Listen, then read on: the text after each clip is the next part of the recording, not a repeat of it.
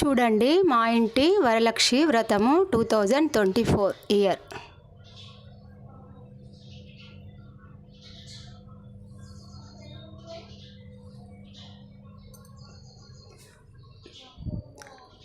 వరలక్ష్మి దేవికి మెయిన్ పచ్చి శనగలండి. పచ్చి శనగలు నానబోస్తారు. శనగలు నానబోసి కంపల్సరీ వరలక్ష్మి రోజు పెడతారండి. తర్వాత ఇంపార్టెంట్ పుట్నాలు బెల్లము, శిరప్రసాదము. శిరప్రసాదం చేయని వాళ్ళు కూడా ఓన్లీ పుట్నాలు బెల్లంతో కూడా చేసుకోవచ్చండి. ఇలా అరటిపళ్ళు ఇలా పెట్టి చేసుకోవాలండి.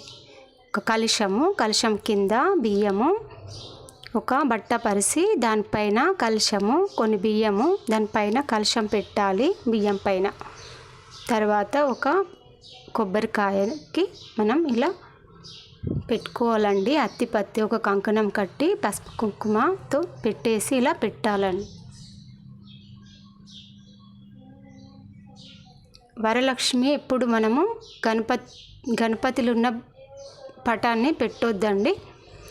మనం సపరేట్ గణపతులు అనేవి పెట్టాలి. మనం ఓన్లీ అమ్మవారి పటాన్నే పెట్టుకోవాలండి. గణపతులు సపరేట్ పెట్టాలి. ఇది వరలక్ష్మి వ్రతానికి ఇంపార్టెంట్ అండి. కంపల్సరీ ఏనుగులను సపరేటే పెట్టాలి. అమ్మవారికి అటు ఇటు పెట్టాలండి. చూడండి.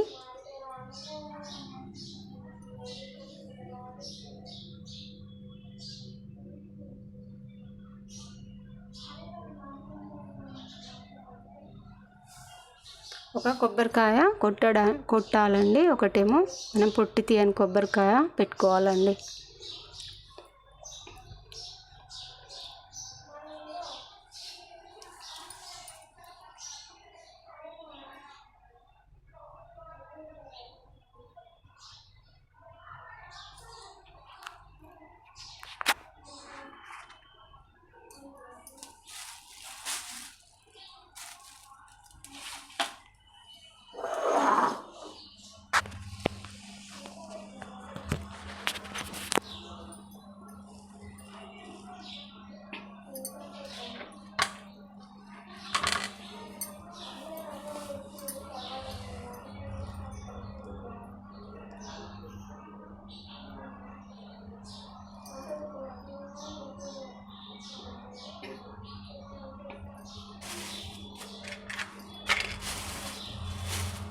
ఫస్ట్ మనం గణపతి పూజ చేయాలండి.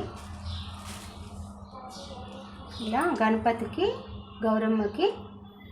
గౌరమ్మను పసుపుతో ముద్ద చేసుకొని గణపతిని భాగం పెట్టుకొని మనం ఇలా అత్తిపత్తిని వేసుకోవాలి.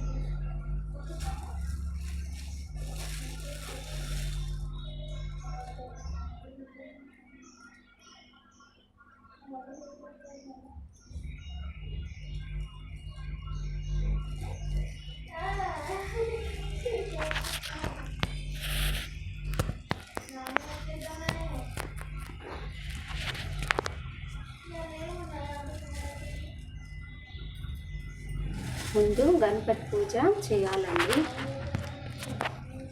ముందు గణపతి పూజ చేయాలండి. ఓం గణపతి దేవ్యై నమః. ఓం పార్వతీ దేవ్యై నమః. గణపతి దేవుని ఫస్ట్ మనం స్మరించుకోవాలండి.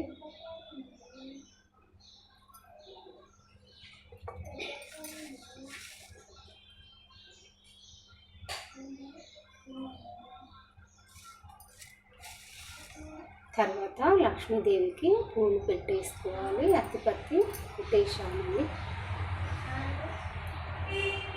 ఓం లక్ష్మీదేవి.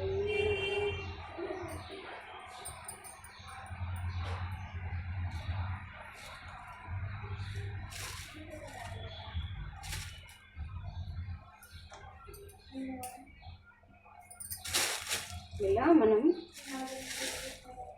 తులసి దళం పూలు మనం లక్ష్మీదేవికి ఎక్కించాలండి.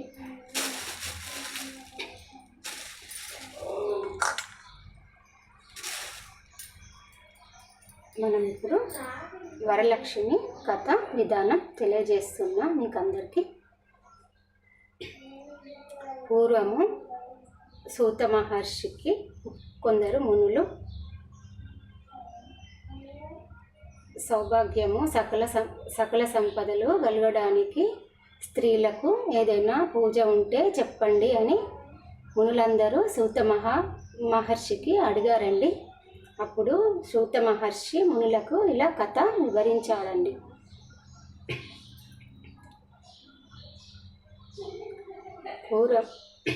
పూర్వము శివుడు తన సింహాసనం మీద కూర్చుండి ఉండగా తననందరూ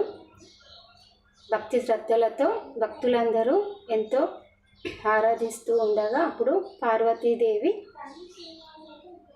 వచ్చి, స్వామి, స్త్రీలకి సకల సౌభాగ్యాలు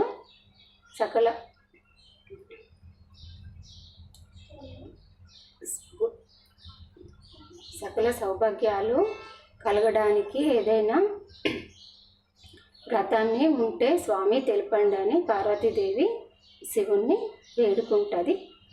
అప్పుడు శివుడు, పార్వతీదేవి, నేను మీకు ఒక వృత్తాంతాన్ని చెప్తా, విని చేసుకో. కథ విధానాన్ని చెప్తాను. పార్వతి ఉంది, తప్పకుండా స్త్రీలకి సకల సంపదలు కలగడానికి ఒక వ్రతమైతే ఉన్నది, నేను నీకు అది తెలియజేస్తాను పార్వతీదేవి అని. అప్పుడు శివుడు పార్వతీదేవికి ఇలా చెప్పసాగాడండి. పూర్వము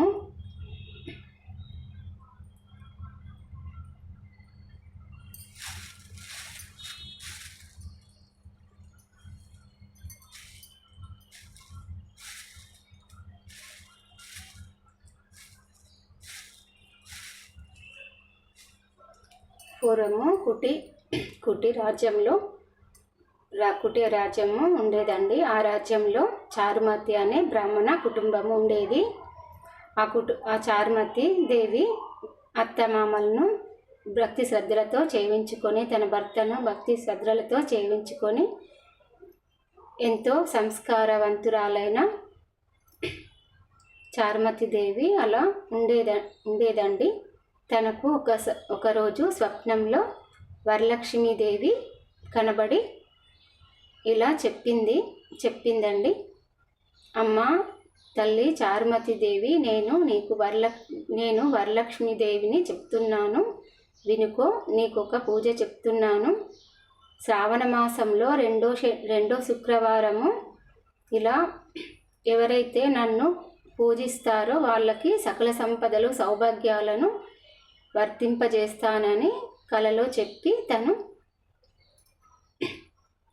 చారుమతి దేవికి ఇలా కలలో చెప్పేసి మాయమైపోయిందండి. అప్పుడు చారుమతి దేవి తన కళని తన భర్తకి చెప్పింది, తన అత్తమామలకి చెప్పిందండి. తర్వాత ఊరిలో ఉన్న ప్రతి ముత్తైదువులకందరికీ చెప్పిందండి. తనకొచ్చిన కళని చెప్పింది. అప్పుడు వాళ్ళందరూ కూడా చాలా సంతోషంతో ఎప్పుడు సెకండ్ శుక్రవారం వస్తుందా, మనం ఎప్పుడు పూజ చేసుకుంటామా అని అందరూ రెండో శుక్రవారం కోసము అందరూ వాళ్ళ అత్త మామ భర్త ఊరు వాళ్ళందరూ ఎదురు చూడసాగారండి. అలా ఎదురు చూస్తుండగానే రెండవ శుక్రవారము వచ్చేసింది. అందరూ భక్తి శ్రద్ధలతో కలశం పెట్టుకొని కలశం కింద బియ్యం పోసుకొని అన్ని నైవేద్యాలు దేవికి సమర్పించి భక్తి శ్రద్ధలతో దేవిని ఎంతో ప్రేమతో ఆరాధించారు అందరూ. మొదటి ప్రదక్షిణతో వాళ్ళ కాళ్ళకి గలగల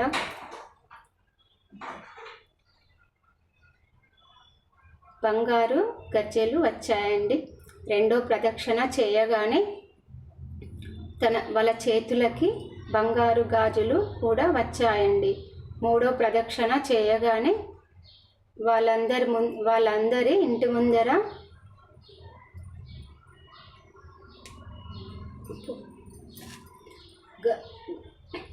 ఏనుగులు అన్నీ కానుకలు, ఎన్నో రకాల కానుకలు, పండ్లు అన్నీ తీసుకొచ్చి నిలబడ్డాయండి.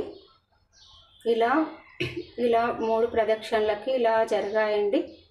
తర్వాత అప్పుడు వాళ్ళందరూ ఎంతో సంతోషించి ఆ ఏనుగులు తెచ్చిన కానుకలన్నీ వేరే ముత్తైదులకు పసుబొట్టుగా వాళ్ళందరూ పూజ చేసుకున్న వాళ్ళందరూ ఇచ్చారండి.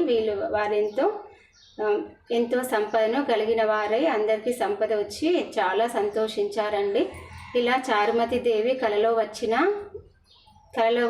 వరలక్ష్మీదేవిని తను ఒక్కరే చేసుకోకుండా ఇలా ప్రతి వారికి చెప్పి అందరికీ మంచి చేసిన చారుమతి దేవిని వాళ్ళు ఎంతో పొగిడారండి.